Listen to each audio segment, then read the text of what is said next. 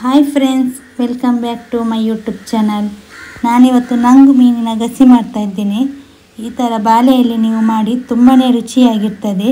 ಹೇಗೆ ಮಾಡುವುದಂತ ನೋಡೋಣ ಬನ್ನಿ. ಫಸ್ಟ್ ಮೀನು ಕ್ಲೀನ್ ಮಾಡಿ ರೆಡಿ ಮಾಡಿ ಇಟ್ಟಿರಿ. ಇನ್ನು ಅದಕ್ಕೆ ಬೇಕಾಗಿರೋ ಇಂಗ್ರೀಡಿಯೆಂಟ್ಸ್, ನಾನಿಲ್ಲಿ ಅರ್ಧ kg ಮೀನು ತಗೊಂಡಿದ್ದೇನೆ. ಅದಕ್ಕೆ ಇಲ್ಲಿ 10 ಬ್ಯಾಡಗಿ ಮೆಣಸು, ಅರ್ಧ ಟೀ ಸ್ಪೂನ್ ಕಾಳು ಮೆಣಸು, ಅರ್ಧ ಟೀ ಸ್ಪೂನ್ ಜೀರಿಗೆ, ಸಣ್ಣ ಲಿಂಬೆ ಗಾತ್ರದ ಹುಳಿ, 10 ಎಸಳು ಬೆಳ್ಳುಳ್ಳಿ, ಸ್ವಲ್ಪ ಶುಂಠಿ, ಸ್ವಲ್ಪ ಕರಿಬೇವು ಸೊಪ್ಪು, ಅರ್ಧ ಈರುಳ್ಳಿ, 1 ಟೊಮೆಟೊ.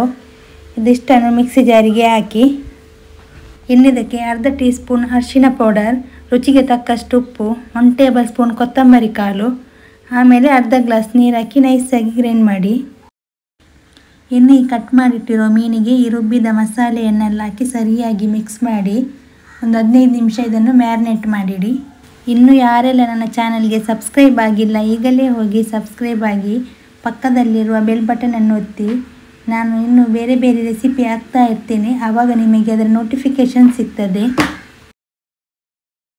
ಈ ರೀತಿ ಅಗಲವಾಗಿರೋ ಪಾತ್ರೆ ತಗೊಳ್ಳಿ. ಅದರ ಒಳಗೆ ಬಾಳೆ ಎಲೆ ಇಟ್ಟು 2 ಟೇಬಲ್ ಸ್ಪೂನ್ನಷ್ಟು ಕೊಕೊನಟ್ ಆಯಿಲ್ ಹಾಕಿ, ಆಯಿಲ್ ಬಿಸಿಯಾದ ನಂತರ ಈ ಮೀನನ್ನೆಲ್ಲ ಸರಿಯಾಗಿ ಹರಡಿಸಿಡಿ.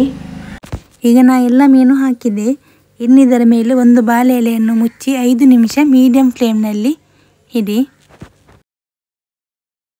ಈಗ 5 ನಿಮಿಷ ಆಯಿತು, ತೆಗೆದು ನೋಡುವ. ಈಗ ಇದನ್ನೆಲ್ಲ ಟರ್ನ್ ಮಾಡಿ ಹಾಕಬೇಕು. ಮತ್ತೆ 5 ನಿಮಿಷ ಮೀಡಿಯಂ ಫ್ಲೇಮ್ನಲ್ಲಿ ಇಡಿ. ಇದೇ ರೀತಿ ನೀವು ಮನೆಯಲ್ಲಿ ಟ್ರೈ ಮಾಡಿ ಹೇಗೆ ಆಯಿತು ಅಂತ ನನಗೆ ಕಮೆಂಟ್ ಮೂಲಕ ತಿಳಿಸಿ. ಮನೆಯಲ್ಲಿ ಎಲ್ಲರೂ ತುಂಬಾ ಇಷ್ಟಪಟ್ಟು ತಿಂತಾರೆ.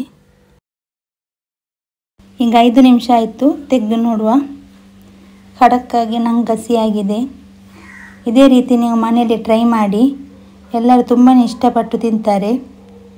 ಇವತ್ತಿನ ನನ್ನ ಈ ರೆಸಿಪಿ ಇಷ್ಟ ಆದರೆ ಪ್ಲೀಸ್ ಲೈಕ್ ಮಾಡಿ, ಶೇರ್ ಮಾಡಿ, ಕಮೆಂಟ್ ಮಾಡಿ. ಇನ್ನು ಮುಂದಿನ ಹೊಸ ರೆಸಿಪಿಯೊಂದಿಗೆ ಸಿಗ್ತೇನೆ.